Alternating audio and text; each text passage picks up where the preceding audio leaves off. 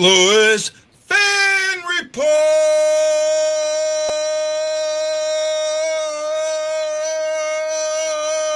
Yes, it is the St. Louis Fan Report. How are my peeps today? How are you on this great July 4th weekend? Hey, Ian, I sent a link on Facebook. You're more than welcome to join us. Wendy says he might be here. I don't know. I don't know if Lance will show up. I don't know who's going to show up. I send the invite out. Some people take it. Some people don't. If they come, they come. If they don't, they don't. Is what it is. That's what it is. What a lot going on in the world of hockey today.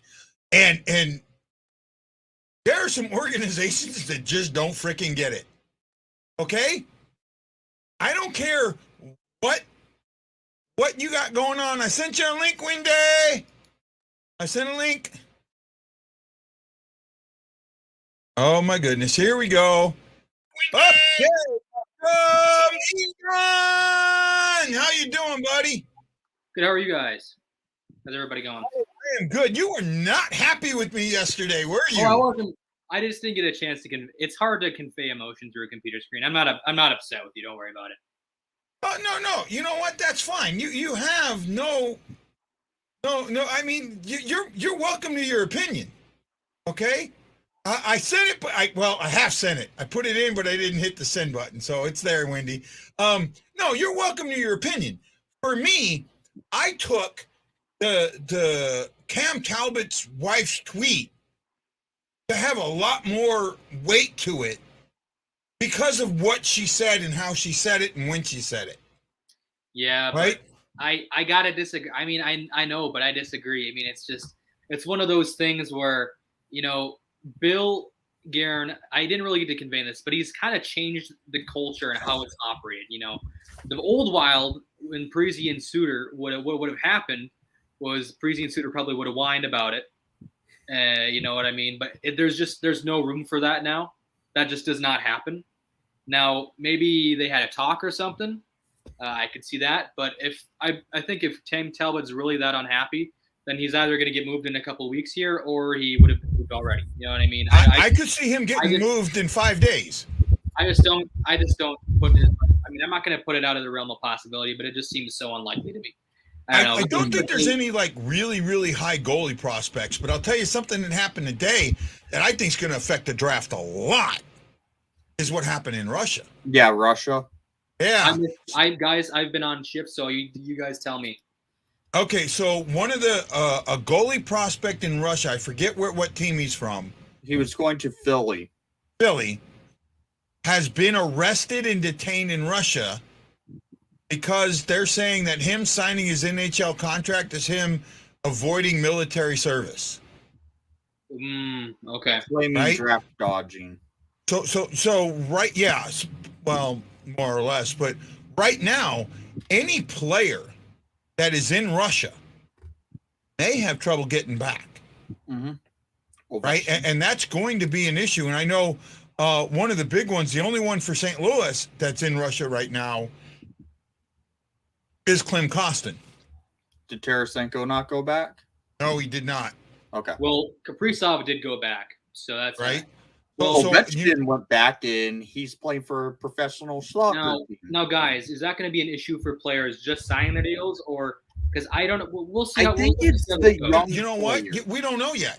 We honestly don't know how this is going to play out.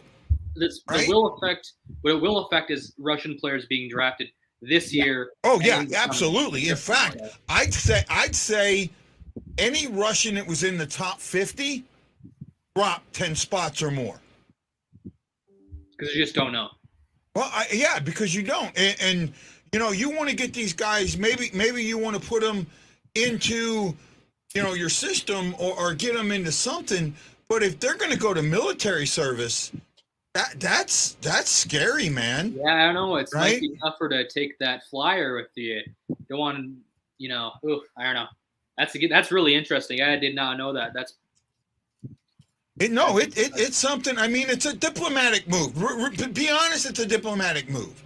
It has more to do with the, right now, the U.S. is, for the majority of the U.S., has denounced Russia. This is a way for Russia to get back, right? Mm-hmm. And it's small, but it's not small. It's diplomatic conversation. Have you, and if you want to know what I'm talking about, have you seen the movie 13 Days? No, I haven't. Right? Okay, the movie 13 Days is about the Cuban Missile Crisis. Okay. And there's a period there where McNamara is at the Pentagon, and they are talking about the admiral sits there and fires a warning shot that he wasn't supposed to do, and the admiral's going, well, we've been doing blockade since the days of John Paul Jones. And McNamara comes back and says, you don't understand. This has nothing to do with that. This is communication.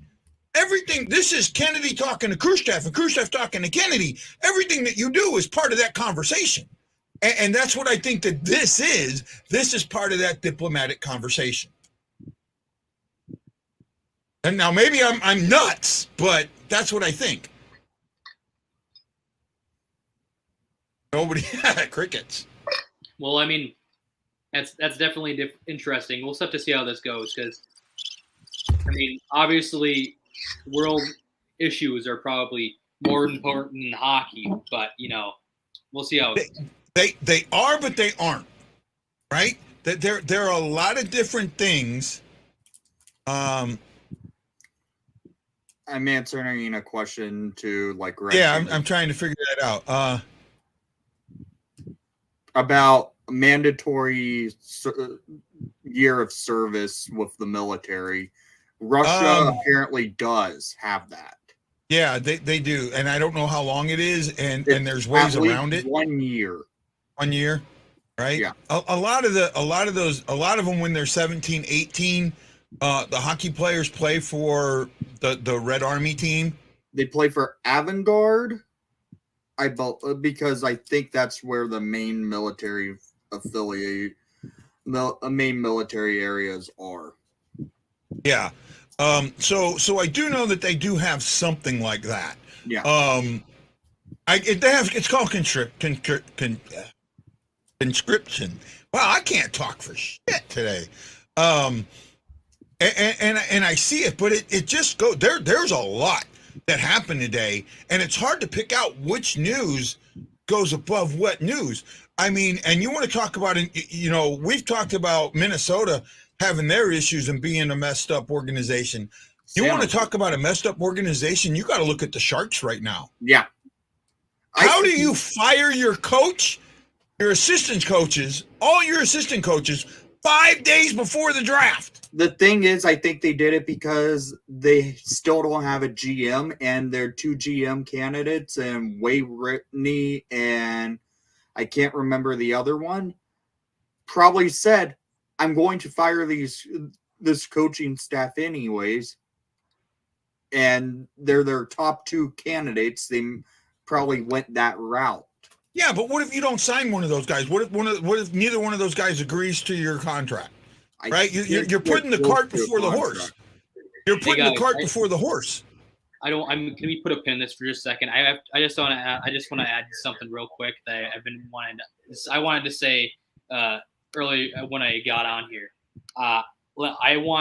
So Brock Besser signed an extension. Everybody saw that, right?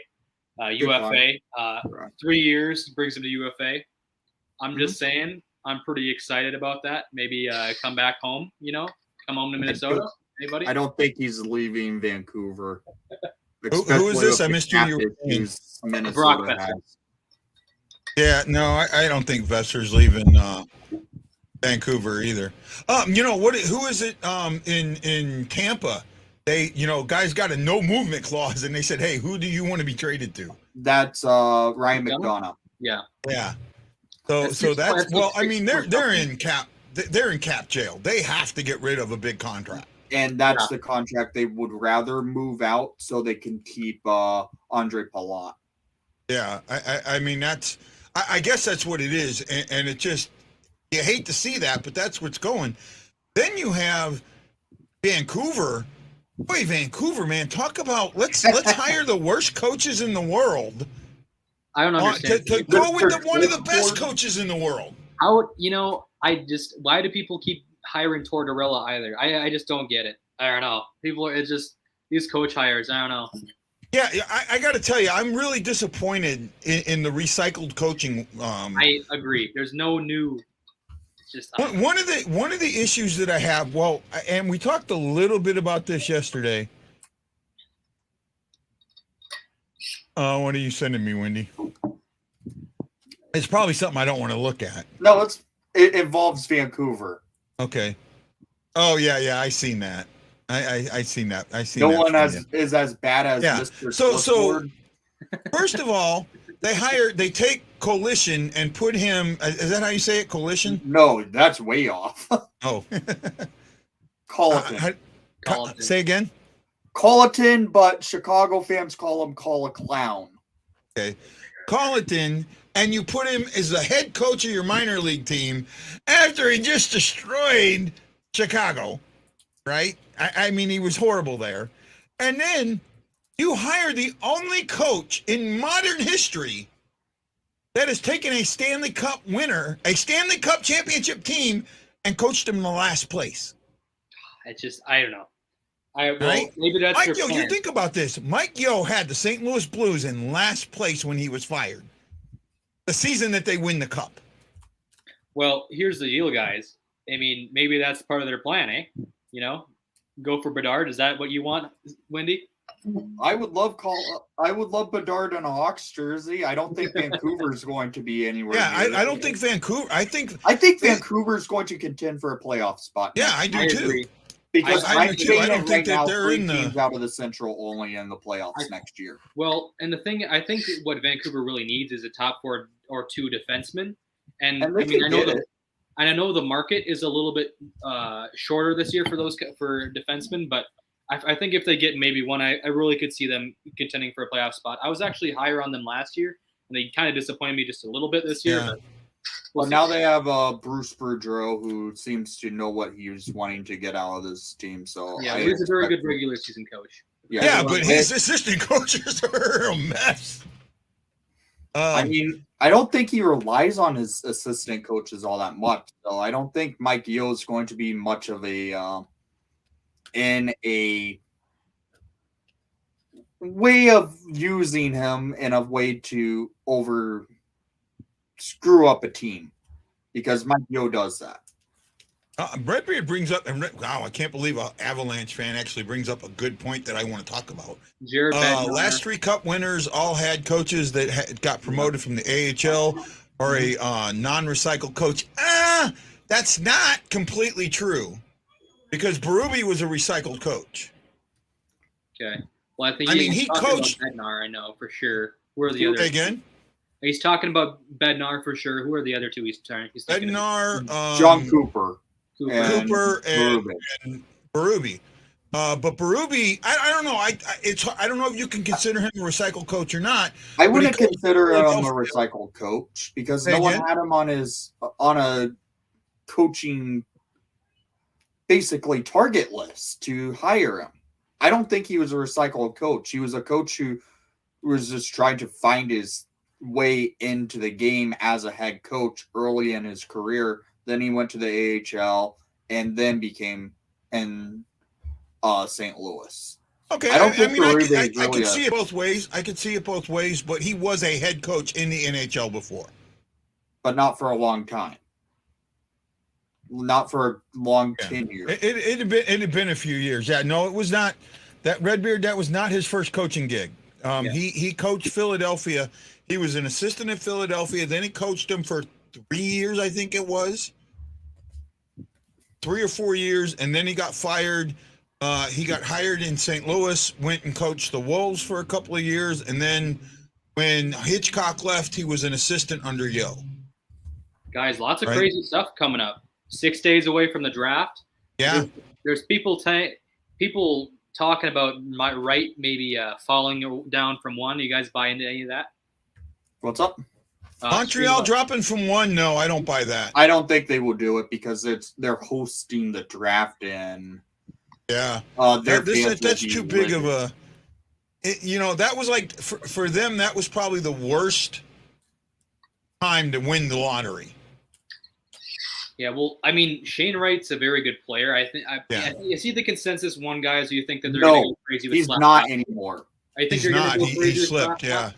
Slafkovsky? Slafkovsky has been moved into the consistent number That's one what spot. I'm But looking at. I a lot still of think they take Shane Wright. Yeah, that's my question, and that's what I was because I've been looking at the rankings. I know Slafkovsky, and I mean I think Bob McKenzie. What did he have him?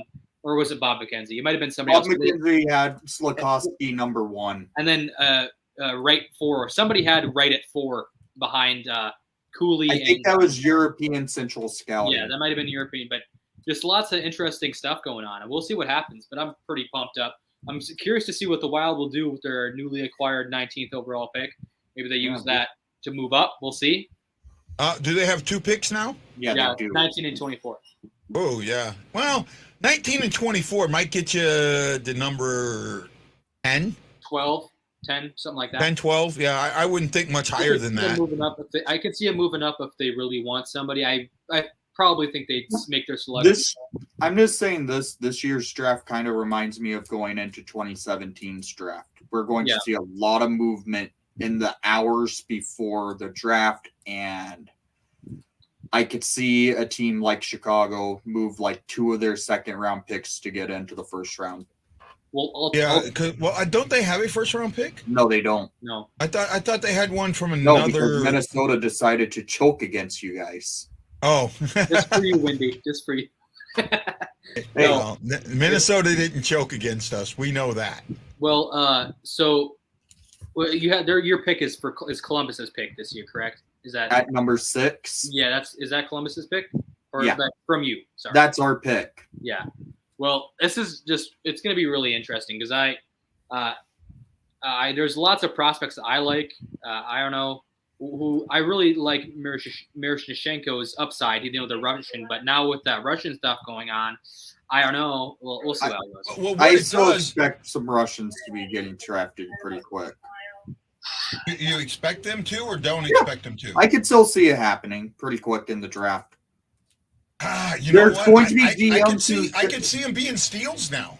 I There's could see going some to be teams GMs being very, very concerned about jumping in on that. There's going to be GMs who are going to pass on it because of what's going on in Russia, but there's going to be GMs who take them because they know they're going to get a good prospect. They're going to probably play in the KHL for a few years and then come up.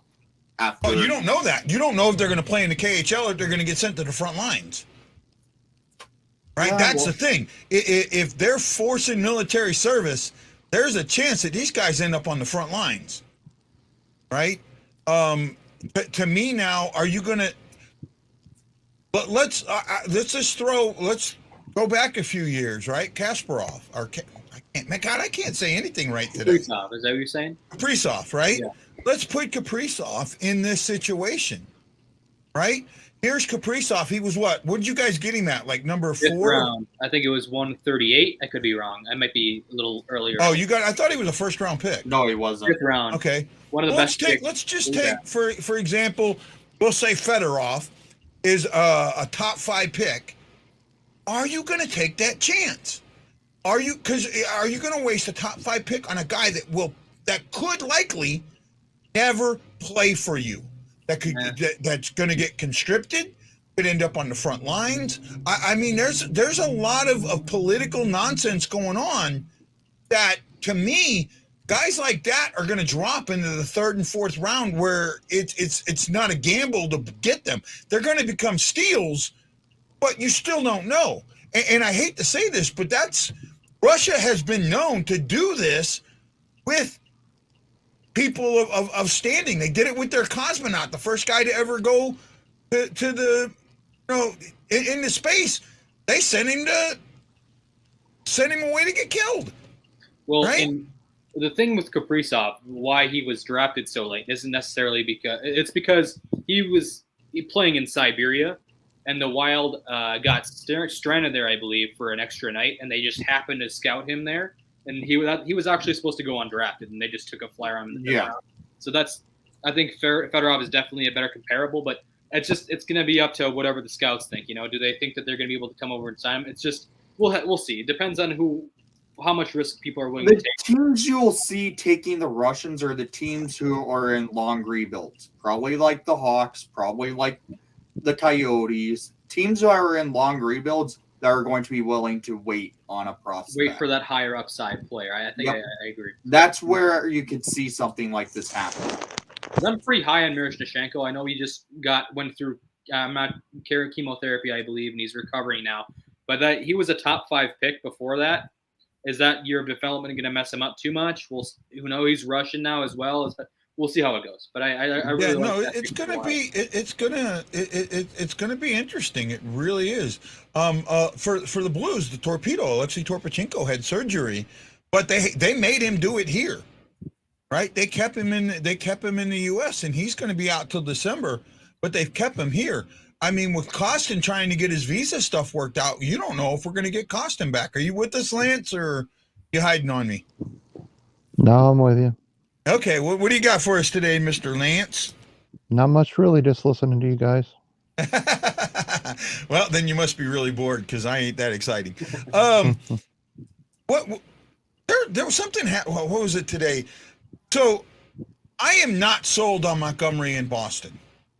I know everybody else is, and everybody else is kind of saying, "Oh well." I'm concerned.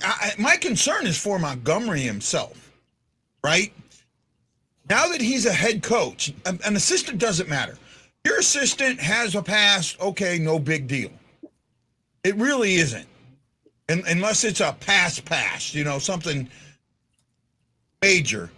But I'm just concerned that some reporter is going to go out and dig up the dirt on Montgomery, and this is going to be a concern for him, in his recovery and in what he's dealing with. And it could backfire on Boston. I know they've probably done their due diligence, but it concerns me.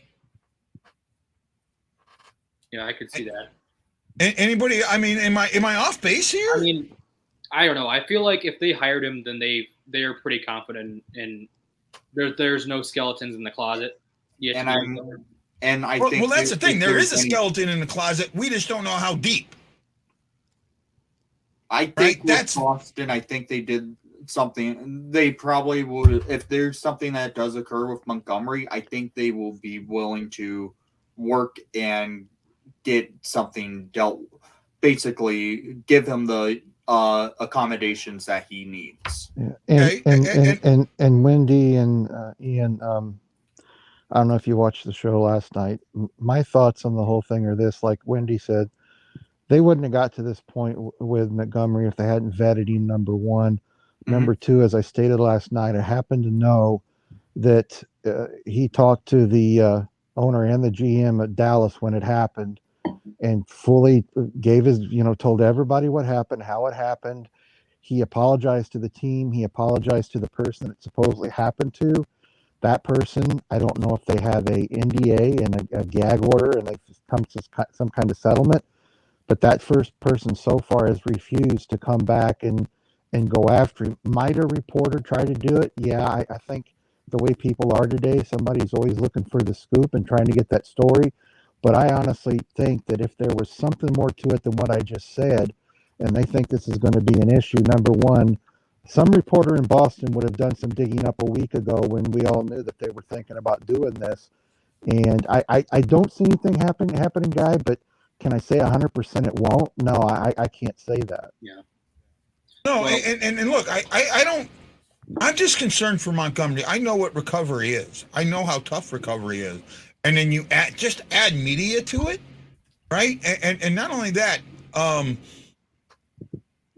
if you go back to what this incident was, and now we don't know exactly what it was, but it was a conduct incident that happened at a holiday party. You can read so much into this, and it had to do with alcohol, but it had a lot more to do with alcohol, right? Because if the guy just got drunk, stumbling, fall down drunk, that's not something a team fires you over. Yeah. Yeah. There was inappropriate conduct. That was the term used. In my eyes, inappropriate conduct can only mean one of two or three things. Well, it could, right? it can mean a few things, I think. I mean, like, it could just mean that inappropriate contact, like he's yelling loud, disrupting everybody, or maybe he got physical. It really depends. Okay. But this was something that was enough that they went and got the lawyer to make sure that this was cause for dismissing him. Yeah. Being drunk and loud is not cause for dismissing you. Well, here's the thing. Here's another thing, guy. A team doesn't have to have a cause. They could have. Hey, Lance, we're getting a really bad breakup on you, bud. All right. You almost sound like robotic, like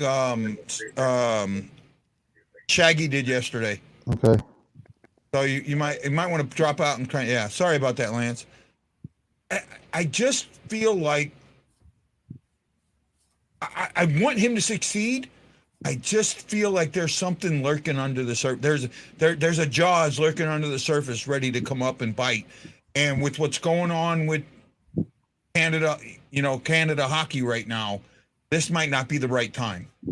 Well, I think one thing's for certain is that personally, I think that the Bruins are going to be having they're only trending down, in my opinion. Yeah, I mean, they're aging and they're broken. I don't see. Is it this year going to be the year that they fall completely out of the playoffs? Nobody can really tell, but I mean, it's just I don't see them contending for a cup anytime soon. They could be a playoff team, but I feel like they're on their downswing, and they're going to be some tough times ahead for some Bruins fans, unfortunately. With the division Boston's in, I think this is going to be the year they fall out because they aren't going to have Marchand until January. I'm saying not till like December, late December, early January. I think this year is going to be a little bit of a retooling in a way, just because they know they're going to be without two of their best players. Yes, Bergeron just signed a contract extension. It hasn't been officially announced, but it's basically confirmed. He's has a 1-year extension, but they didn't say the dollar value. The Bruins are going to be one of these teams that are interesting to see because of the division they're in. The Atlantic Division next year probably is going to be the toughest division in hockey. And what we're going to see is a team that's aging, a team that has a new coach. It's going to be something to be interesting to see because the Bruins are known for their experience with what they have going for themselves, but now you're going to start seeing the age catch up to them. Well, and I feel like the Senators didn't really take the step that I wanted to take them to take this year, and I feel like they could take that step this year. They need to go for a goalie this offseason. Yeah, if they get a goalie, the Senators can be dangerous. And they're one of those young teams where they're up and down the lineup. They have young, high potential players, and I mean, I like. Batherson's a great player. Shane Pinto, who was he injured for most of the season last year, but Pinto, missed half of the season or so. But I loved him. He was one of my draft crushes a few years ago as well. Loved him coming out of the draft. I thought it was a great pick. But I feel like the Senators are going to be better. We'll see how it goes. Senators might be better, but they're not going to move up into a playoff spot. Well, I can see them battle for a wild card. And I think the same thing with Detroit as well. Detroit could be a Detroit. I see. Well, Detroit has a few issues though. Well, Detroit, I mean, everybody's got a few issues. No, the main issues with Detroit, they have the defense getting built. It's just young and it's inexperienced to go far in a season. It seems like. Yeah. Yes, they have the Calder winner in. Or Sider, yeah. And he's going to be one hell of a defenseman for his career. He's their next Lindstrom. But Detroit just needs to probably find their goaltender because I don't think Nedeljkovic is going to be that fit for them going further. Well, and because I know they have Sebastian Koska coming up, yeah, but he's probably 2, maybe 3 years out from being in the NHL. Well, and even he can't be as Nedeljkovic, even with their defensive mishaps that they had last season. Nedeljkovic can't be as bad as he would last season because you can't put all that stuff that happened last year on the defense. It was a lot to do. So we'll see what happens. We'll see what they do with goaltending wise, like you said. Well, Detroit has a lot of cap space. They can easily go out. They've got room to play. So I want to bring Lance in. Lance, what do you think of the Blues bringing back Craig MacTavish to be a assistant coach? I'm kind of scratching my head on this one, to be honest. I'm not really. He's got a lot of coaching experience. Number one, as a head coach. Number two, as assistant coach. Coached in Russia. And a lot of people forget he took an Oilers team to the Cup Finals, and he's, even though he was, a guy that didn't score a lot of goals and stuff like that, and put up some good numbers. I think he knows the game very well. He's one of those cerebral guys that know the game very well and doesn't just rely on his name and his Cup wins to say, look at what I've accomplished. He's at his age, he's still wanting to be in the game. And people forget in that, I think it was 2005, 2006 Oilers team that went to the Stanley Cup. He put in a defensive scheme that did just stifle Detroit. Detroit, as we remember, was the juggernaut when they had all those high free agents and all those guys that end up in the Hall of Fame. And the Oilers made their offense look really bad. So I know a lot of people are wanting MacTavish to come in and help with the power play. I think he's going to help more defensive wise. And I like Montgomery, but I really like even more what MacTavish brings. And I also want to talk about a little bit. Can you believe Mike Yeo got another job? Oh yeah, we talked a little bit about that at the beginning. My concern is look at the assistant coaches they have. Don't they just have 4 of the exact same coach? I mean, where's the offensive guy? Where's the chess player in this? I see guy. That's Steve Ott. Don't you remember? He's the one that draws up all the plays when there's a timeout, and they talked about him working with the guys offensively, which I don't agree with. I do agree with you that they need to mix it up a little bit more and maybe move on from Ott or somebody else, because they need somebody else there that understands, number one, young players, offensive young players like Thomas and Kyrou. Somebody that can step in and maybe help them deal with Berube's, defense first. I don't care if you're a forward that can score 40 goals. I want you to score 20 and be defensively sound. And I think they need somebody like that to kind of be the offensive voice on that bench. Yeah, and that's what I'm saying. That's why the MacTavish signing doesn't make sense to me. It's like you have 4 of the exact same coach on the bench. Am I wrong? I mean, do you guys see that, or they're all very similar? But if we remember, there was a year or two where Steve Ott was decent offensive wise, and he wasn't known for his offense. But there were a couple of years where he put up decent numbers. I think he understands offense pretty well, but he's still not that offensive guru. That guy, and I hate to use the word guru, but I do agree with you that teams need to have that balance. When you got 3 or 4 assistant coaches and 2 or 3 of them stay on the bench and the other one's up in the press box, you've got to have guys that are compartmentalized to where they can focus on one thing and help the team with one thing and make it a one cohesive unit. And I would like to see them do something else, but I am glad that they got MacTavish. I'd like to see them actually change things up a little bit more, but I do understand where you're coming from. Okay, I mean, I'm not trying to be a negative Nelly here. No, it's just that that as soon as I thought of MacTavish, the first thing that came into mind was, here's another Ott. Oh, Craig MacTavish was much better than Steve Ott. Right. I mean, but it felt like that. It felt like that. It felt like that. It felt like just another bruiser, another. A guy out there that. Well, if we remember correctly, although he wasn't an offensive juggernaut, he understood the Oilers system when he was on their team in the 80s and 90s and then came to the Blues in that 95, 96 or 96, 97 season. And I think he understands offense pretty well, but in my mind, he's stronger defensively. But I think he's good enough offensively and understands offenses and what they need to do and how to get the most out of players. But, is he maybe the best candidate out there? Maybe not, probably not. I like bringing back. I like when teams stay within the family. I really do like that. I don't. Right?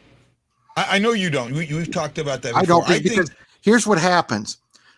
Steve Ott was an average player, and he understands being tough and being physical. That's great. That's awesome. And then you've got their other. He's kind of an assistant coach, Barrett Jackman. Barrett Jackman had 2 to 3 very good seasons, and the rest of his NHL career was terrible in my mind. Highly overrated as a Blues player. And I think when you start doing that and you start focusing on former players of your team, you really lose something by bringing somebody else in from another organization that's maybe done things a little bit differently. Maybe they see things a little bit differently. And that can be good in an organization that's getting kind of stagnant. And I don't know if the Blues are getting stagnant, but they've been on this defense first thing since Hitchcock and Mike Yeo was here, and I just think you sometimes have to look from the outside, in MacTavish, you basically are looking from the outside. MacTavish played for the Blues 15 years, almost 20 years ago. Yeah, but he still played for the Blues. But what I'm saying is guys like Steve Ott and everybody wants Jay Bouwmeester back. Jay would be a great coach. We don't know that. Guys, I think he would be a good talent evaluator. I think he would be a good, development coach, to be honest with you. What makes you think that? The way he battled through some of his issues, the way he worked with younger players, and Jim Thomas coming on, and not only just Jim Thomas, Darren Pang, talking about Bouwmeester working with younger players, how he helped Barbashev out and Kostin and some of those younger guys, how they were constantly in there, and especially, Bouwmeester wasn't just in the defensive core, he was in the offense and was working with guys all around. So that's why I think just a guy with that much experience like MacTavish can help young guys. Yeah, a guy like that definitely can. And Bouwmeester's got experience, and maybe I'm just a little, I don't know, just sick of every Blues fan wanting every Blues player that retires. Oh, let's bring Adam Oates in as a coach. Let's bring Brett Hall in as a coach. Let's bring in this guy as a coach. Every time somebody retires or gets traded, David Backes is a great example. Well, are the Blues bringing him in as a coach since he retired? That they need to do that because that would be the right thing to do. It's not about the right thing to do, and it's not about if the guy played for you. And I think Wendy and Ian, and you will agree with me, guy, it's about what you can bring to the team. Yeah. If Jay Bouwmeester can bring something to the team, then more power to the Blues to try to bring him in. But, a lot of fans tend to lose that being objective, and they see a player retire and they see a player, like I've seen people say, when David Perron retires, we ought to bring him in as coach. And that's not I get what you mean. Yeah. In Chicago, there's Hawks fans are wanting Brent Seabrook to become one of our coaches. Honestly, I think would be a smart move. Might not be terrible. Yeah, I could see that because Seabrook actually was one to actually coach even the forwards on the bench, which was shocking because Seabrook was one of a premier defenseman when he was in his prime. People forget Seabrook was one hell of a defenseman. He was, and I was just thinking the same thing. I mean, I know everybody remembers him for his most recent years where he wasn't all too great, but I do remember his prime. I remember it pretty well, being a Wild fan. So I understand what you're saying there. But with him and Duncan Keith, I never understood why everybody praised Duncan Keith. While Seabrook, in my mind, a lot of games I watched him was better than Duncan Keith. I think it's because Duncan Keith was more of the puck mover and Seabrook was more of the shutdown guy. Yeah. And that's what made that defensive pairing one of the most lethal defensive pairings from 2009 up till 2016. Mm-hmm. No, I don't have an issue with that. But you brought up Ott. Now Ott has actually been a hell of an addition to the coaching staff since he's been here, right? He went to Detroit, retired in Detroit, got hired on by St. Louis under the Mike Yo, and he's still here. He stayed on with Berube. He's been staying on with Berube. I don't think he's ready to be an assistant, an assistant coach or to move, to that level yet, but he's close and he could be gone. He could be gone soon, right? Adam Oates, I could see, because Oates has been a head coach, though I don't know how successful. He coached for Boston for a while, didn't he? He was not a good head Washington. coach at all. Washington, right? Yeah. I knew he coached somebody. Coached Washington, and I believe he also coached in one other organization. I thought he coached for Boston for a little bit. He was not good. No. Yeah, And from what I understand, he knows the game, but he couldn't translate it to the players. The players never got what he was trying to do. Well, I think as fans, you guys are bringing this up because you were talking about how a lot of the Bruins fan base was talking about, make it this guy coach, make that guy. I think a lot of fan bases do that because I know, especially when there's like a long time player that's been there for a long time, like. When Koivu retired last year, there was lots of wild things like, so when are you going to bring him into the organization? To help out or become a coach. And I think that's just people have that tendency to jump before they know if they're actually going to be good at that job. Where I think like a guy like Koivu could be probably a pretty decent type of coach. But I just wanted to touch base that I think that happens a lot as well. Yeah, and a lot of ex-players don't want to be coaches. Yeah.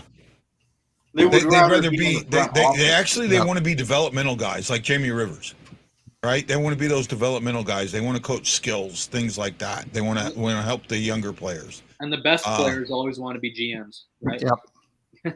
Right. Well, here's Matt Lowe brings this up. Says he sees another article today that we're trying to re-sign Husso. I think I'll tell you what. If I'm the Blues. And I would make offers to Husso, knowing that we can't sign him, right? I'm not going to offer him what he wants. I'm not going to offer him. I'll offer him just enough that if he takes it, I'll be okay with it. But I know right now that there are 3 or 4 teams that are really, really interested in Husso. So what do you and think would love to get him signed before he hits the market. I would use my offers to him to say, okay, this is kind of where we're at and what we're thinking, and use him as trade bait to get in the draft and move up with something, package it with something with Edmonton or who's some of the other teams that are really interested in him. The thing is, if you're nobody's gonna trade for his RFA rights. If you do a trade like that, you're going to get like a 6th or 5th round draft pick. Well, that's if you do it straight up. But if you package it, you can use it to move up even higher. Unless he's already talked with his agent and he's going to sign there long term. And if St. Louis gave permission for him to do a contract extension, because like last year the Hawks, we know what happened there with signing Steph Jones and making the trade. The Hawks were apparently in talks with Steph Jones probably weeks before the trade even happened on making a contract. And look what happened. Yeah, that's what I think. I think the Blues are doing this extension so they can use it. Here's what we've got in place and trade it over, and he takes that when he goes over. Or the Fiala deal.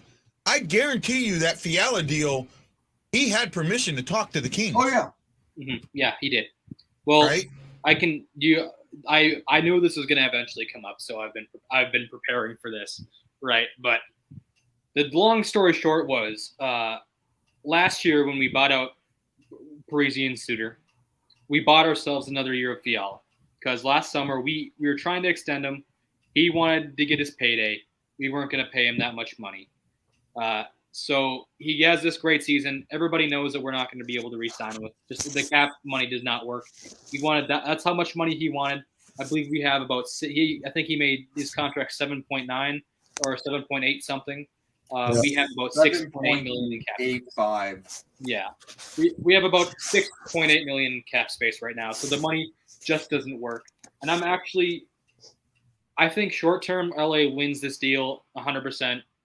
But until we get to make those picks, we won't know who wins in the long term.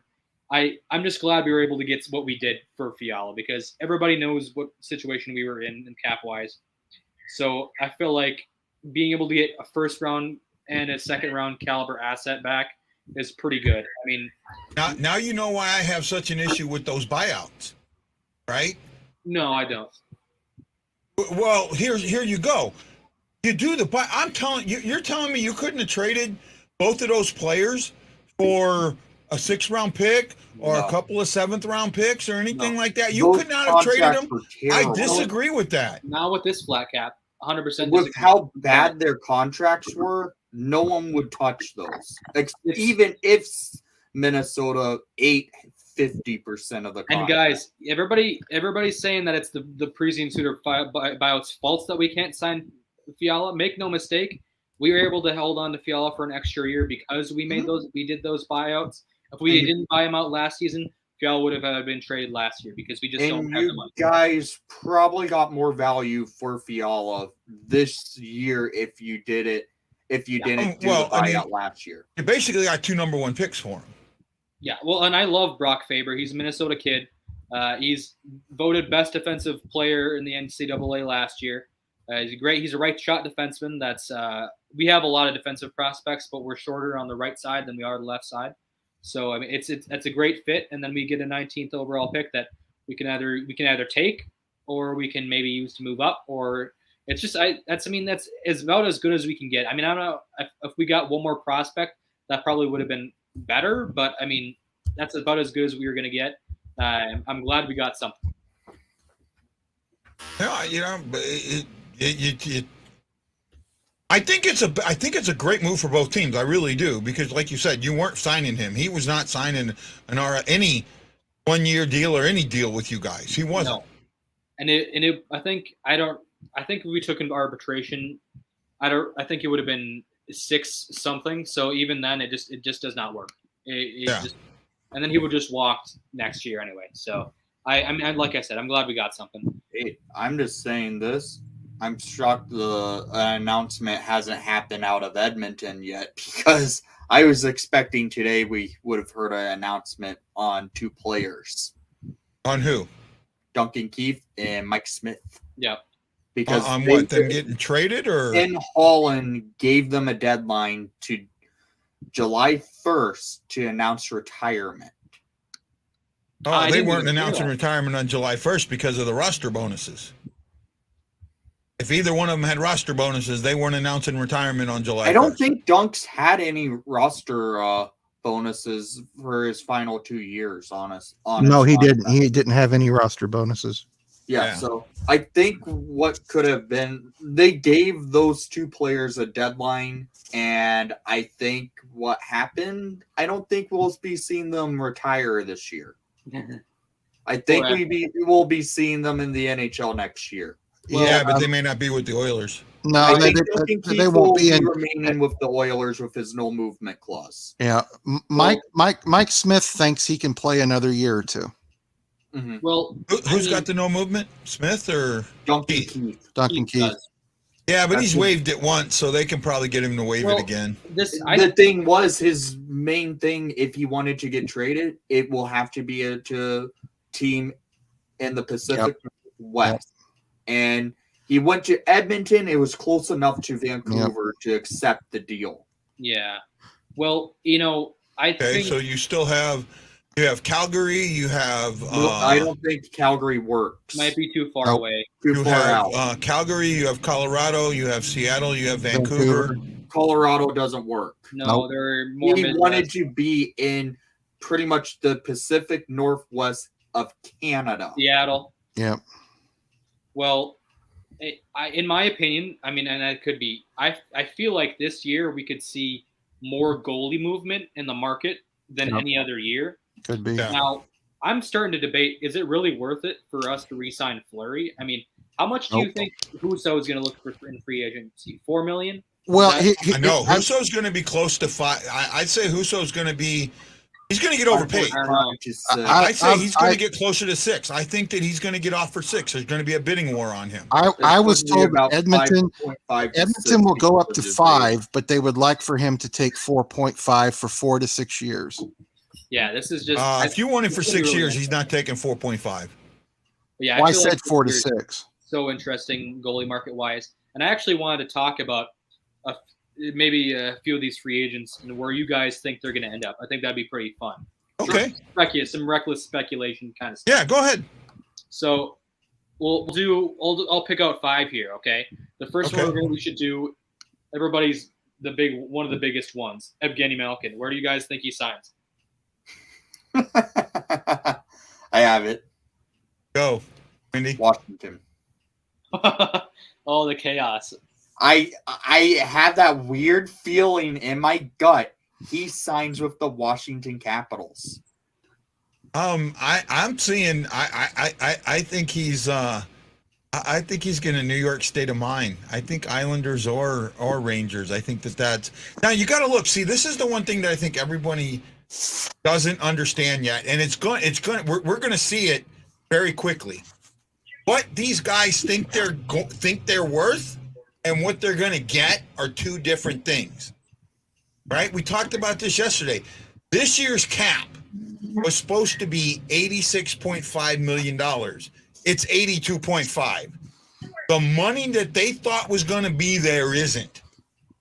And the teams know it. The teams you got to remember, every team up to this point, they looked at this cap 4 years ago thinking it was going to be at this level, and that's what they set their teams up for. Every team, including the Blues, who only have a couple of free agents. Well, I can tell you this right now. Fiala told the Wild a while back he wanted 7 to 8 million, and he got about what he wanted. I think the younger guys that are in towards their prime, they're going to get what they want. That's if they go. That's if they. And here's the thing. That's only if they're going to go to teams. Now, the Kings are on the fringe. I mean, they were a playoff team, but only teams that are going to have salary cap are going to be able to pay these guys what they want. So we'll get to some more younger guys. I have some more, but Lance, who do you think for Malkin? Malkin, Guy and Wendy stole mine. I was going to say Islanders first and Capitals second. No, I have where I think he's. I'm so. It's funny because I think we're all thinking the same thing. I was thinking probably something East Coast-ish, more like Islanders, maybe even Jersey. But where would be probably a dream spot to end up might be Detroit. I don't think he wants to go to the Midwest, but I think that'd be good for Detroit. Have somebody for the younger guys to learn off of. Oh yeah, I think that. But that's just like he would have to change his number then. That'd be like my fan. That would be like my fan where I want him to go. Where he's probably going to go, probably somewhere East Coast. Malkin would have to change his number if he went to Detroit. Yeah, that's true. Yep. Because of Larkin. But hell no. I honestly have that weird gut feeling he goes to Washington just because I know the history between Ovechkin and Malkin was pretty bad between the two in the early years. Yeah. But over time, it seems like Malkin and Ovechkin have become like insane friends off the ice. So I have that weird feeling. It's a possibility. And Tilo asked, what was the change in the salary cap? Yes, it was COVID, right? It was COVID. Just before the bubble, they did a 3-year CBA extension that set the cap for the next 3 years to minimums. It could go higher, but I don't think the league is going to go higher because the money just hasn't been there. They lost a ton. The owners lost a lot of money with COVID. Therefore, they need to pay that, and the players owe the owners money as well. So until those players pay that money back, the cap's going to be about flat. Next year, you should start seeing the cap starting to go up. Yeah, well, they made a lot more money than they thought they were going to, from what I understand, this year. So hopefully 2 more years, maybe 3 more years. The thing is, that's the guys on this side of the border. Guys up there didn't make the money, and that's going to be an issue. Yeah, well, but we should hopefully soon we're going to have whenever it goes up, we should have a larger jump. I've heard anywhere from like 89 to like high end. Well, I don't see that happening until this CBA is done. I think that the owners are going to keep it that that 1 million increase through the per year through the, because as it increases 1 million, the escrow percentage drops to 2.5-3% each year. Yeah. And that is an issue. Yeah. Right. Okay. So who's your next guy? So the next guy, the big surprise is probably one of the, if not the biggest free agent this year, Johnny Goudreau. Where you guys think he's going? I know where I'd like him to go. Where would you? Huh? Where would you like him to go? Where would I like to see Goudreau? I know it's not going to happen. I'd love to see him on St. Louis. Yeah, that won't. I'd love to see that offensive-minded guy be able to play all three lines with all different players come to St. Louis, but it's not going to happen. Goudreau for me is, I don't know. I think the best money he's going to get is going to be in Calgary, but I don't think he wants to play there anymore. I think somebody like Tampa could make some moves and bring him in. I'm saying New Jersey.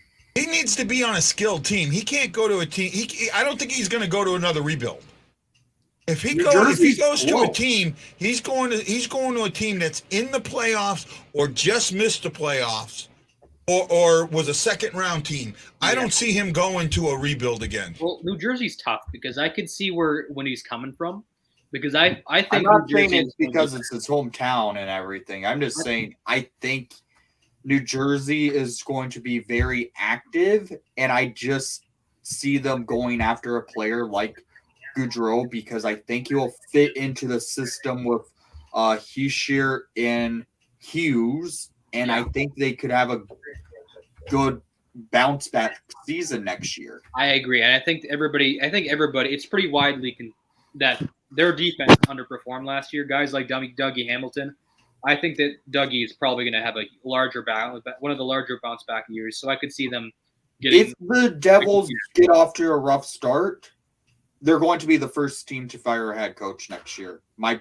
That's my prediction. Write it down. I can see that. All right, Lance, where do you think? You guys may not agree with me, but they've got a ton of money.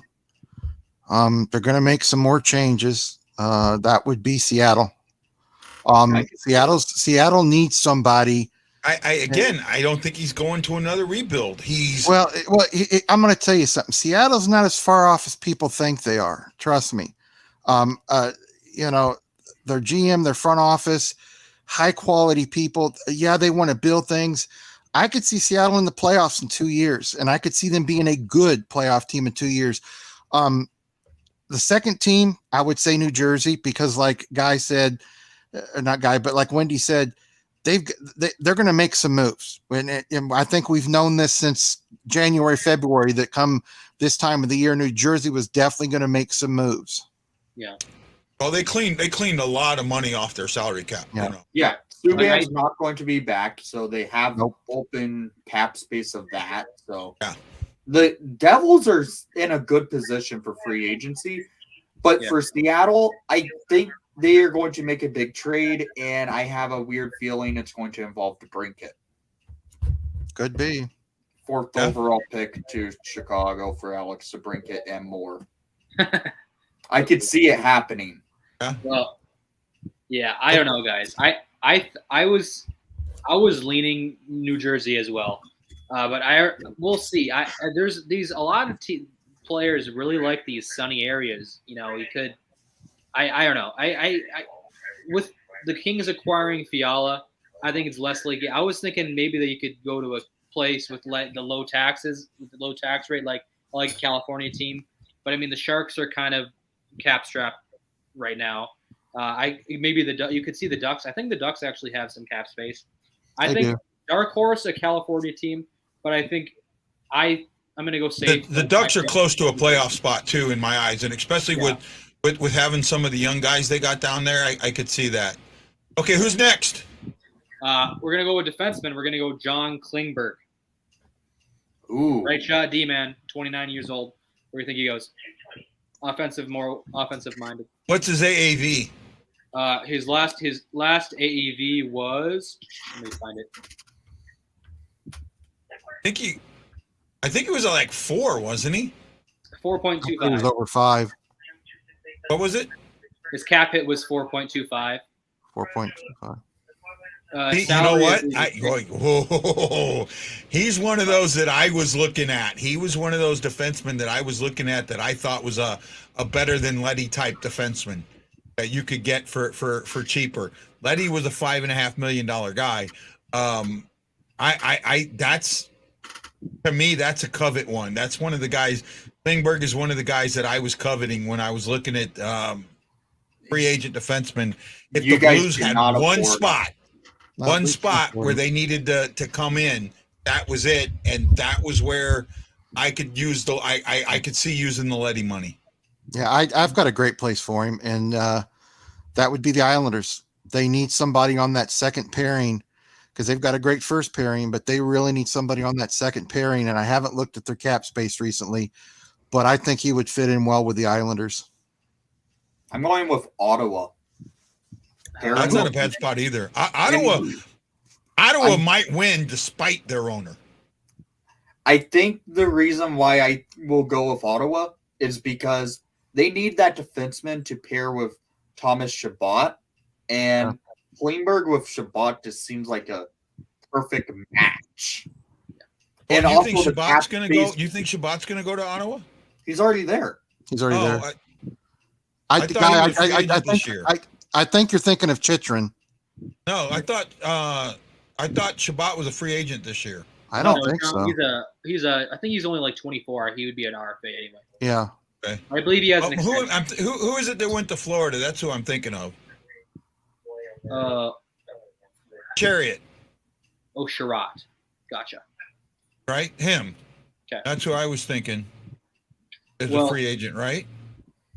It's funny because I think Windy, we might be on a bit of a same wavelength here, but it feels like one of those years where the teams with cap space are just going to get the players. You know, I feel like Ottawa, even New Jersey, because they need right shot D-man help. Yeah. But the thing is I want him to go. Like, I would love him on the Wild or on a team like the Blues. But the thing is that he's going to be asking for right shot, offensive defenseman, 60-point guy kind of money, which is probably in the realm of like He's going to want Steph Jones type of money, which Yeah. is ridiculous to say. He's going to want that type of money. So St. Louis is out of the picture. He's been a great offensive for his career. So I mean, I think it's probably warranted. Oh yeah, I agree. So when it comes to him going to teams like St. Louis, I have a harder time seeing that happen. So I agree with you. I really like it. I like him in Ottawa. I think he'd fit really well in New Jersey as well. So I think final pick I think I'm going to go with New Jersey just so we don't have the same one. But I was going to go with Ottawa as well. That's what I said. We're on same wavelength. Okay, next. Next one, everybody's favorite forward. I know it's Guy's favorite forward, Nazem Kadri. I know where I want him to go. Right, but I'll let you guys talk before I say where I want him to go. We'll go Lance first if you're up for it, Lance. I know I saw you muted, but if not, then we'll just go with somebody else. Lance, you still with us? Go ahead, Wendy. I'm going to just say this. I think he signs a cheap deal and re-signs with the Avalanche. I realistically can see it happen. Yeah, I could see him being Kadri being one of the guys that they decide to re-sign. I actually like that a lot. I'm not sure how much of a pay cut he's willing to take though. I mean, I feel like He's not. He's already said it. Said it. I think he's going to get somewhere like 8-9 million still, but I think Kadri might be one of the players that they like. Obviously, they're going to be trying to re-sign Nichushkin as well, but I feel like Kadri might be one of the players that they try to re-sign. If they aren't able to re-sign him, I'm looking at Ducks all the way. I really like, and it's Sunny. You know, I don't know. Somehow I feel like fits the Ducks. especially if it was the old Ducks with the freaking Corey Perry's and Ryan Gitz left. So that somewhat kind of fits them, but Well, and it's funny because I mean the Ducks had a lot of players that I really didn't care for, like Ryan Kessler. no, I hated Kessler. But that might be fun. That might be a cool place to end up. I think. What about you? What about you, Lance? Or Lance? No, you're back. Nice. I don't think Kadri has any chance of coming back to Colorado because I think with the fact they've only got, what is it, Guy, 26 million players to sign. 26 million between 12 players. Between 12 players. Now, naturally, they're not going to sign some of those guys, and some of those guys are making well under 1.5 million. But I think they're going to be a little bit smarter with their money, and I'm going to ask all of you guys here after I tell you where I think he might go. I think he might go to the Ducks, and another team is Seattle. I know people keep telling me Seattle's not going to make any big plays, but Kadri wants money. I don't think Kadri cares about, he's got the cup, and he's always been the type of player that wants the money. Yeah, he's the name on the back instead of the name on the front. He's a name to put up on the billboards. And from what I understand, Seattle is looking for that type of player in this offseason, somebody they can put in that lineup that does more than just draw seats. It sells, more jerseys and so on and so forth. So I still think Seattle is a good place for him in secondary the Ducks. But let me ask you this, guys. Would you give him $8 to $9 million for 6 to 7 years? No. I can't. I wouldn't be able to do it just with his age. I wouldn't even. Here is an issue with Kadri that. See, I don't even want to talk about it because it's going to make me look bad no matter what. But unfortunately, it's part of it. No, his religion now has been brought out there, and it is forefront, and that is something that's going to pay into this. There are only 2 teams that have strong Muslim backgrounds, actually maybe 3, right? Where he can use that to his advantage. I know in Vancouver they have a pretty strong Muslim, Indian, background. I know Detroit does. I know Minnesota does. Yep. That might be the only places that work. But if you want to know where I want him to go, I want him to go to either KHL or HELL. Yeah, I thought you'd like this one there, Guy. Am I being a dick? If you think I'm being a dick, that's fine. I want you to tell me. But I think that because – go ahead, Wendy. I took a lot of heat for kind of saying the same thing you did. I put a post on Twitter, and I'm sure you guys saw it, that I don't care if Kadri's a Muslim. I don't care what race he is, religion, creed, sex, so on and so forth. I said a player should only be judged by how he plays. And I got some really great people that liked it, and I got some people that really sent me private direct messages that called me a bunch of names. So I'm kind of with you with that. It doesn't matter to me. I don't care if a player's Catholic. I don't care if a player's a Baptist, a Methodist, a Jehovah's Witness, whatever. I don't care about that, and I think it's going to get to the point sometimes, and it'll get to the point in this league because it's starting to get that way in a point in other leagues. I think what's going to happen is you're going to see teams that want to please their fan base, and they're going to go out and get a guy that, he can play in the NHL, but because of a certain religion that's in need or a certain race that's in need within the league, they're going to kowtow and they're going to put this guy on their roster. And my question is, do you think, I'm afraid that in 10 years from now, we're going to get to the point where somebody says, my team didn't win. They got to the playoffs and lost in 4 straight, but man, they're the most ethnically diverse team in the league. And to me, right there, the post that I have up, that's exactly why I have an issue with Kadri. Forgive me for laughing, guys, because I really don't have any problem with Kadri at all. I don't have problems with Kadri. So that's why I think it's so funny that you guys don't. Hey, Ian and Wendy, if during a good run like this year, Ian, if he would have taken out Andre Fleury or Talbot and it cost you guys a series, or Wendy, if let's say in the 2010 to 2015 or 2016 when the Hawks won all their cups, if he would have went in and taken out Corey Crawford, would you feel differently? Well, I guess I can't really say. I might be saying I don't know. Okay, hold on. So this is where we haven't talked about this a lot. I brought up Subban yesterday, and I got bartered for this because Subban is bad for the league. Okay, I didn't say that. I didn't say that. I said you didn't, but others did. Yeah, I said he's too slow, and he's not the player he once was. And you may be able to get him on a low deal, but what are you going to get for that low deal? Well, but he also has a reputation for being a dirty player. You know what? How many people I've had? How many Boston guys have I had on this show? And I asked them about Marchand, and they'll tell you on the show. We'll go, yeah, well, we got him, but we don't. To be honest, the majority of the fan base, the real fans, don't want that shit in the league. They don't want Tom Wilson in the league. They don't want Subban in the league. They don't want Kadri in the league. Who's somebody else that you can throw in that mix?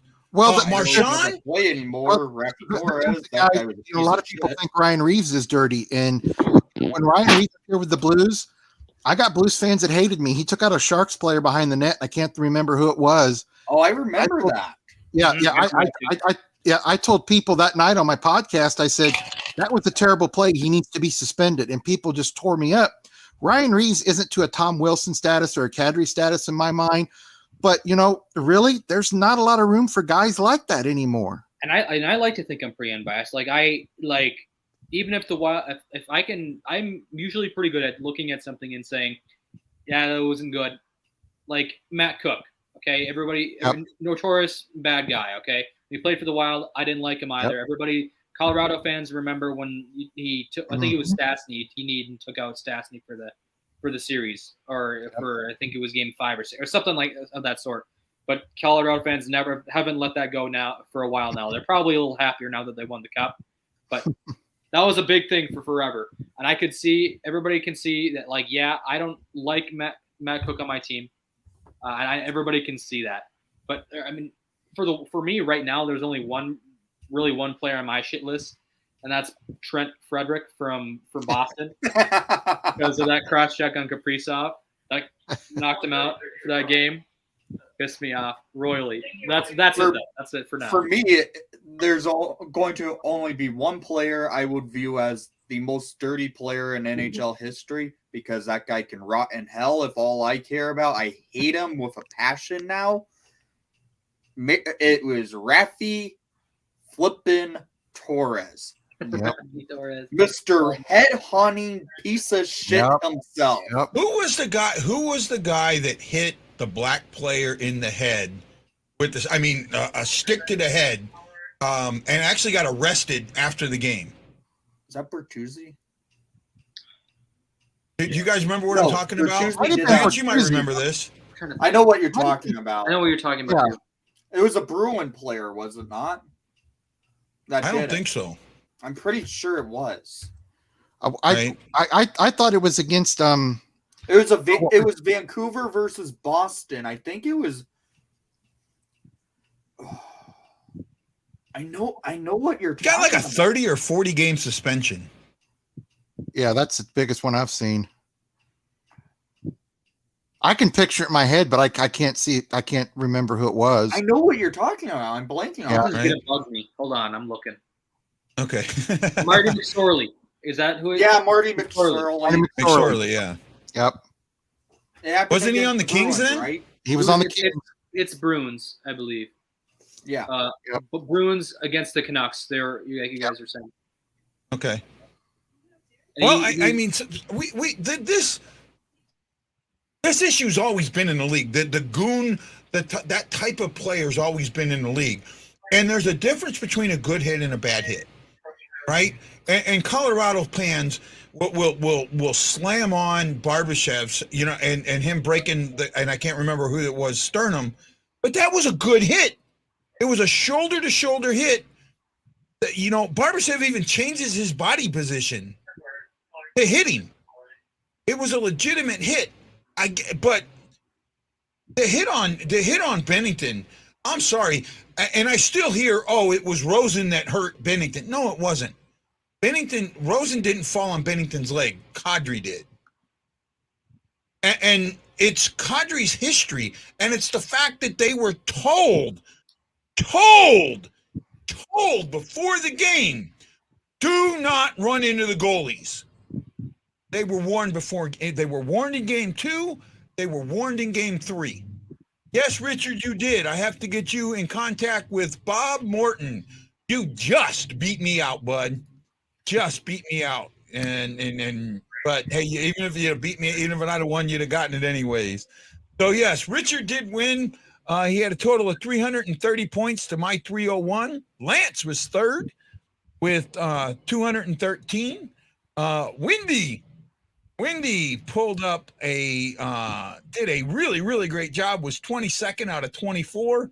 Oh, out of 20. It says I had 26 members, but I only showed 24 here. I should have played. I really think I could have cleaned house with you guys. Say again? I really should have played. I think I could have cleaned house here. Yeah? I'm just kidding, guys. I don't know. I have to play next time, though, for sure. Yep. You're always welcome. Richard, welcome, man. Welcome to the show. We missed you, my friend. Got to get you in with Bob Morton so he can set up to mail you your thing. I just know right now it's really expensive to mail stuff to Canada, so we may want to wait until some of this dies down a little bit. But I'm sure we'll work something out, Richard. So I have one more player if you guys want it. Okay, one more. Who? So I was thinking about doing a goalie, but whatever. We're just gonna heck with it. We don't need to do goalies, okay? We only talk about forwards and defensemen here because that's who matters, right? Who cares about goalies? No. So I was thinking about Claude Giroux. Claude Giroux. Because that's a really interesting player. Okay, he's 34, but he's still he could fall off next year. He could fall off 2 years from now, but he's still a pretty good offensive player, and he's solid defensively. So I like this one. Claude Giroux is going to have to bet on himself, right? Claude Giroux is going to have to bet on himself. He's going to have to. He wants a ring. He's ring chasing, so he's going to have to go to a team that is. I mean, they're ready right now. They are ready. They're ready right now. And there's only about, I'd say, even after I saw the odds makers list, there's only about 5 teams that I think are ready right now. And for him to go to one of those teams, he's going to have to bet on himself. He's going to have to go in and take $3 or $4 million on a 1-year deal to bet on himself to see what happens with that salary cap. And I don't know. That's why I think that he reminds me of Hoffman. And I know I bring up my love affair with Hoffman, but Hoffman had the same thing happen to him at the 21 season. He was one of the biggest free agents to hit. Everybody knew he was ring chasing. Everybody knew he was in the $6 million to $7 million range. That flat cap, nobody could afford it, and he ended up signing for $4 million for 1 year. In a half season at that. And I know I think I'll start this one out because I feel like this might not be a hot take. You guys might be thinking the same thing, but I really think I could see him going to Colorado. I could see them not maybe signing him instead of Kadri if they can't bring back Kadri. I really think that he could go to one of those contender type teams, and I think the one that makes the most sense would be Colorado. In my opinion, I want to hear what you guys think. Wendy? I know this is going to be an interesting take, but if he doesn't do it, because I have that weird suspicion he does do something like this where he will go back to Philadelphia and just sign there because he just seemed like he still fits in Philadelphia, even though, yeah, they're going into a rebuild. But if he doesn't, I'm saying Detroit. Okay. Detroit needs that leader. Ring chasing, doesn't have a lot of years. I'm not saying I don't think he's ring chasing. I think he's going to sign. He's not ring chasing. Why ask for the trade? Because why not sign the extension in Philadelphia where everybody loves you? Why not take less money and play in Philadelphia where everybody loves you? He's ring chasing. Because he wanted a chance to win. Exactly, he's ring chasing. I'm sorry, he's ring chasing. I don't know if it's my turn. Is it my turn? Yeah. Go ahead. I was thinking Colorado too, because I don't think they're going to get Kadri. But a team, and I know, guys, I know you're going to laugh at me, but it seems like this team is interested in everybody and thinks they can get everybody. And this team's fan base thinks every free agent's coming in. Oh, I know who you're going with. I know where he's going too. Yeah, The Toronto Maple Leafs are interested in Claude Giroux. I know. That's exactly where I was going. Yeah, Yep. I was even thinking Vegas.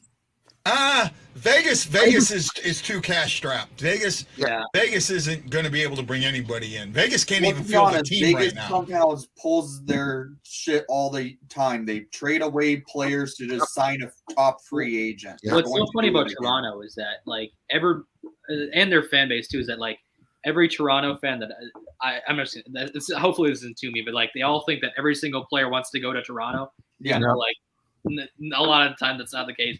But that's an interesting one. Toronto is I very could see Toronto. Well, try something. see, but I this is what I kind of brought up. Who are the teams right now that are cup worthy teams that you're looking at right now as the teams that are the front runners for the cup? I see about 6. Yeah, 5 or 6. If Toronto gets a good goalie and maybe a little more, maybe better defensively and deeper defensively, I think it could be when they can figure that out, they'll win a cup. But I think what they need to do is move on from Tavares, Marner, or Nylander. Addition by subtraction. Yeah, and if I was them, I would be calling teams about Nylander. Is he a good player? Yes. He's got a good contract, and he's got a good contract. It's only $6.5 million a year. Some team would want him badly and would give you quite a bit more than what they should get, because Toronto's not going to win if they keep that big core together. And Tavares isn't any younger. This guy's not getting any younger, and they've got to retool their team. If Dubas thinks he's going to continue with the same system and win a cup, it's not going to work.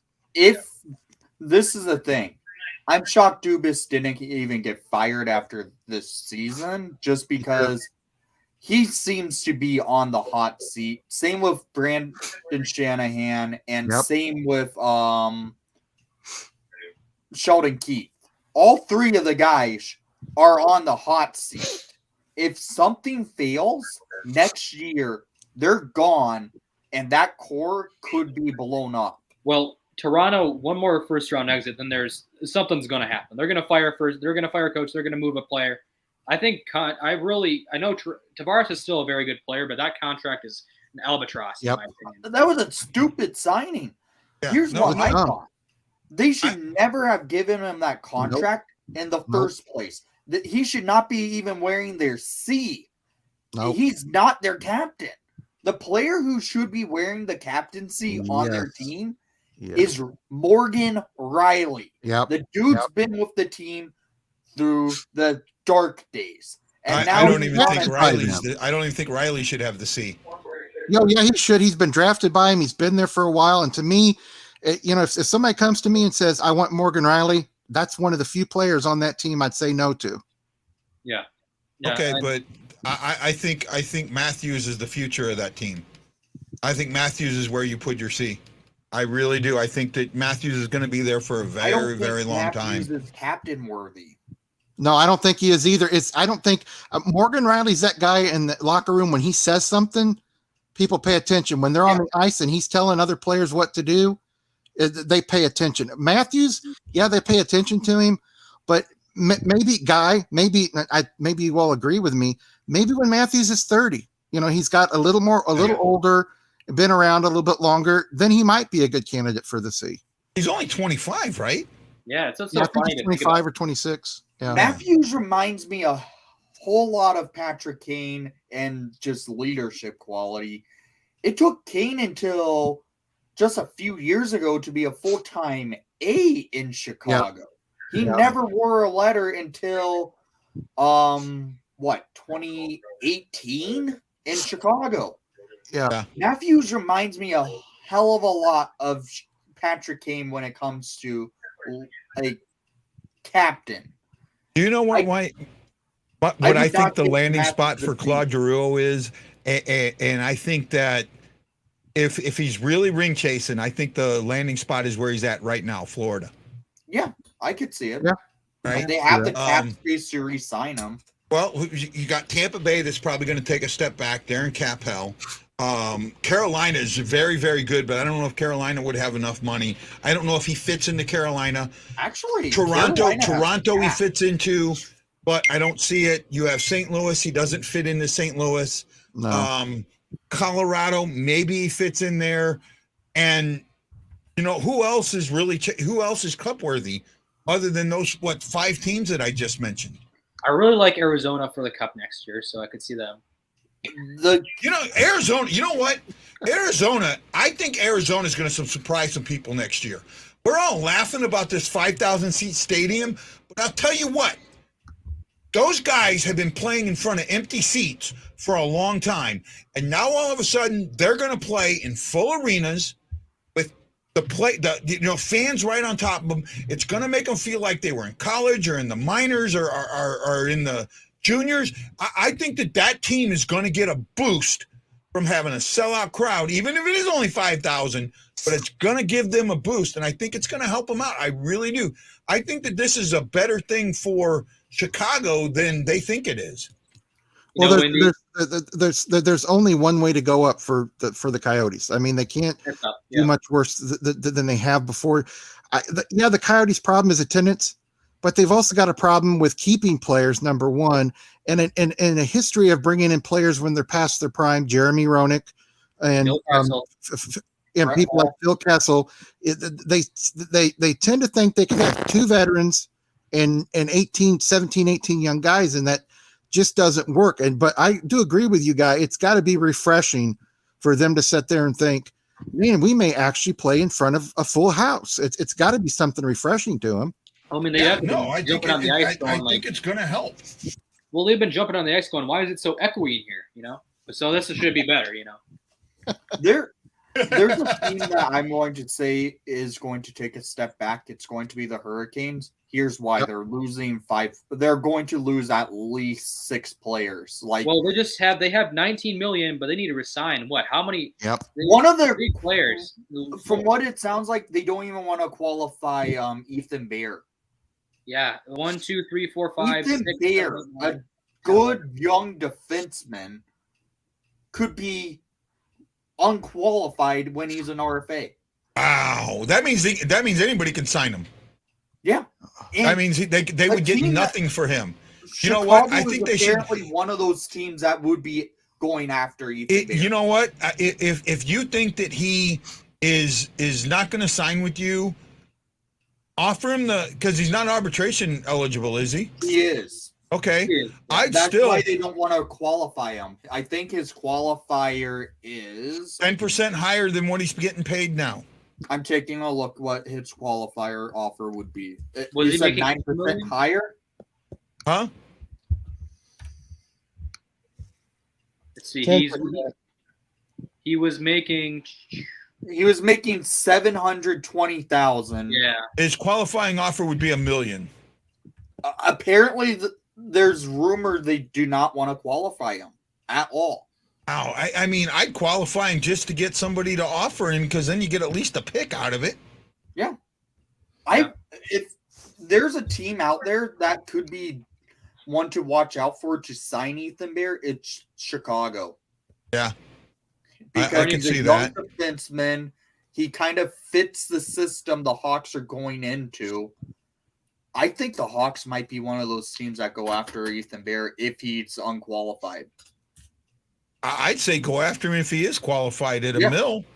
Give him the qualifying off, submit the offer, I think one thing we've learned from talking right now is that this offseason looks to be one of the bigger ones in recent memory in terms of players. It's going to be interesting because what players think they're worth and what teams can afford are 2 totally different things. And I think we're going to see some power shifting. Like, I think we've been talking about this last few episodes even. Power shift's going to be going down through the divisions where those worst teams are going to be signing the good players because they have the money for it. It's going to be more even. I think it's going to be a lot more even around the board next year. It's just going to be lots of fun this offseason for sure. I'm still not sold on the Central Division. I feel like the Central Division is, other than 2 teams, is going to take a major step backwards. Well, I know the Wild are you're just not going to be able to replace 85 points that Fiala brought last season. So we're probably going to take a step back. Is it going to be fall out of the playoffs bad? Who knows? We'll see. But hopefully, we take a step back to take 3 steps forward. That's what we're hoping for. Yeah. See, and I thought originally, well, Winnipeg signed their coach today. I still think Winnipeg has the best chance of taking a step forward, but Dallas, Colorado, Nashville, and Minnesota, in my mind, along with Chicago are all going backwards. Hell, Chicago's already said that they're in the Bedard sweepstakes. Yeah. I mean, I wouldn't be surprised if Chicago started the game with 6 players, no one in the net. I really would not mind. I mean, I know go through the first period, be down 4-0, and then put the goalie in. I know people might get mad at me for this because you never want to. Because I don't want to see the Wild lose, but I don't think it would be necessarily a bad idea to take, because the Wild's thing, their problem, if you will, is that they're always competing. They've never been super good. They've never been terribly bad. So we've never had like the Kirill Kaprizov. You can argue with Marian Gaborik. Those are the only 2 real elite players that they've ever had. Yeah, Marian Gaborik and Kaprizov are your 2's only superstars in your organization's history. And Marian Gaborik was a really high pick. Would you put Suter in that? No. He's a very good player. He's on the pillar of very good. Right, and then, well, I mean, yeah, but what he brought, I mean, he was the face of the franchise. If you're the face of the franchise, but he's, I don't know. They put Minnesota on the map in when they signed those contracts for sure. What he did mainly because they were the cause for the 2013 lockout. Yeah. Those 2 players were the main reason the 2012-13 lockout happened. Yep. Well, this new CBA agreements, the contracts that we're taking the dead cap for, they don't even exist. So I don't even know why we should have these dead cap space. You guys should. It's just like it's punishing the Wild for no reason. You know what I mean? I don't know. If no, what it's doing, it's not. I'm sorry, it's not punishing the Wild for no reason. What it's doing is so if you could just cut your guy and free up that cap space, you know, Toronto could cut I'm not Matthews, saying Marner, Tavares, and the other one, I forget the other guy, and just say, you know what, we're just going to rebuild. That's $40 million that we got now. We're just going to cut them. There's no penalty to do it. These contracts under the new CBA just don't exist. I'm not talking about for contracts like Tavares. I'm talking about these contracts like Luongo. Like I don't like why is Vancouver still taking penalties for Luongo if the contracts aren't even under the CBA? Yeah, that's the same thing with the Hawks. Why we are worried that Duncan Keith might retire. If he retires, we're paying him $7 million for next year and $1 million for the year prior. But that doesn't go against your cap. It does. Go against your cap. That does go against the cap. If he retires, hold on. No, if he retires, you put him in LTIR. You cannot put him on LTIR because of this contract. If he announces retirement, he's retired. He's not going to LTIR. He's not injured. He's retired. That's what they did with Steen. That's what we did with Steen. Alexander Steen announced his retirement. And what happened? No, they go on the retired list. That money goes into LTIR and does not count against your cap. No, that's why we're so worried about. Hey, guy, Steen did not announce his retirement until after not this season, but last season.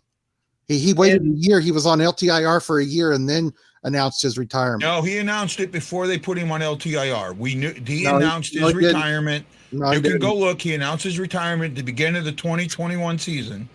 But that's why the trading Parisi and Suter wasn't viable for option for the Wild. The retirement does not work. The way you're thinking it, Guy, it's not that type of. It's not able to be put on LTIR. If Duncan Keith today announced retirement, his contract comes back to Chicago as a cap recapture penalty because he signed his contract in 2009. And if he retires, that entire contract is on the salary cap for next season and the season following. So, and if the Wild would have traded Parise and Suter, and they even if just one of them retired, I think the cap penalty was like $7 million for 4 or 5 years, something like that. It was terrible. I'll have to do some research on it. Just look up Roberto Luongo's situation because it's the most recent cap recapture in the NHL. Because Luongo, when he retired, his contract went back to the Vancouver Canucks. And it's not as bad now. I think it's what is it at one? Yeah, I'm pretty sure it's over now. I think the cap recapture is actually finished today. Hey, let's all be happy that the Blackhawks and the Wild and the Blues aren't like the New York Islanders and going to be paying one of their ex-goalies $1.5 million for like 13 years. The Bobby Bonilla Day? Day. Didn't that just happen? Didn't that just happen yesterday? Bonilla Day? Yep. Both Bobby Bonilla today got their 1-point-some-odd million, and DiPietro got his today too. Rick DiPietro Day and Bobby Bonilla Day are both the same day, and it's a great day because it's funny. It's both on New York franchises. It's so funny to me. I don't know, but yeah, we'll see. It's not really going to matter by the time they renegotiate the CBA, but it would have been nice if they tried to do something about these contracts because even in Chicago, it doesn't do anything good for the NHL to have these dead cap hits for these teams. I mean, I know I'm a little biased because I'm a Wild fan, obviously, but I just didn't think it made any sense when the CBA doesn't do these contracts anymore. Yep. There's a player who's pretty much retired now. His contract is now with Vegas as LTIR. Yep. Shea Weber. He has not officially announced retirement because his contract will go back to the Nashville Predators as a massive cap recapture. Huge. Well, look at would be hold on. Look at $10 million cap hit. Look at Ben Bishop. Okay, Ben Bishop has announced his retirement, but he did that. He signed that contract after the CBA was made. It depends on the CBA of when the contracts were made. Yep. Mm-hmm. His contract was made in the last CBA. Duncan Keith's contract was made in the CBA that was made after the 2004 lockout that went up to the 2012 lockout. Yeah, it was 2012. That's the cutoff. So that CBA was when the Duncan Keith contract was made. Same with Shea Weber's, same with Roberto Luongo, same with Parise and Suter. Suter's and Parise's won't, if they were to announce retirement today, they'll go on LTIR, yes, because they signed those contracts with the Stars and the Islanders. So they can announce retirement, they'll go on LTIR. The contracts of Duncan Keith, Shea Weber, they cannot announce retirement or a salary cap recapture will be enforced and there will be a penalty involved. Wow. Okay, I didn't know that. I'll have to look that up. It's really interesting because looking at this, because I mean, when you're a Wild fan, you kind of have to get a little more savvy with this stuff. But that's why I think Guerin thought it was the best idea just to buy them out, because you trade them, you run that risk, and I think the risk of them retiring early outweighs the reward of maybe. I mean, right now for the Hawks, if Duncan Keith today announces retirement, it's not going to be a big deal because the $7 million won't really affect the Hawks at all because we're not going out there and signing a top free agent. We're going out for a tank. We're going for Connor Bedard next year. So if we have a dead cap hit of $7 million, we have a dead cap hit of $7 million. It's just they're going to play 6 guys on the ice for the first period. What? Of all games. They're not going to put the goalie in until like 10 minutes after the first is done. I mean, we don't even have a goalie. That's the thing. People forget. The Blackhawks are the team in the NHL that doesn't have a single goalie. Every other team at least has one goalie going in free agency. The Hawks, they don't have anyone. Lincoln, he's gone. Delia, get the hell out of here. You're gone. The Hawks have nothing in net. We'll see what they do. Wendy's in net. You know what? We're going to call up Scott Foster from frickin' Beer League again, and he's our starting goalie. Why not? Our emergency backup is back, and he's our starting goalie. Well, guys, we're way into this, an hour and 40 minutes. Wow, what a great show tonight, man. Ian, thank you so much for showing up. Greatly appreciate it. Sorry I upset you yesterday, but you're always welcome on the show. It's not that big of a deal to me. I just wasn't able to. It's harder to type. I'm not a very fast typer, so I was trying to explain myself, and it just didn't work out. So I was like, I'll just come on tomorrow. It doesn't matter. Wendy, again, thank you, man. You're always welcome on the show. Lance, 2 days in a row. How did I manage that? I don't know. It's a record. Okay, everybody, this is Guy, the Hawaiian Blues fan for the St. Louis Fan Report, saying aloha mahalo, and I'll see you next time. Aloha!